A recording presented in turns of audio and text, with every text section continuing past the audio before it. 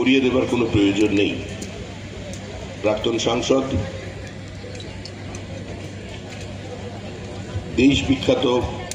অভিনেত্রী শ্রীমতী রূপা গঙ্গোপাধ্যায়ের সমর্থনে আজকের এই নির্বাচনী সভায় মঞ্চে উপস্থিত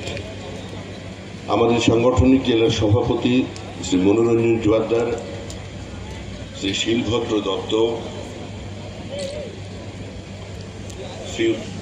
নতুন কোনো প্রতিশ্রুতি নয়, আমরা ভোট চাইছি সরাসরি ভোট চাইছি একটা নির্দিষ্ট রাজনৈতিক অধিকার থেকে, যে অধিকার পশ্চিমবঙ্গের মানুষ আমাদের দিয়েছেন 2021 সালে। 2021 সালে আমরা মানুষকে বলেছিলাম যে আপনারা আমাদের ভোট দিন,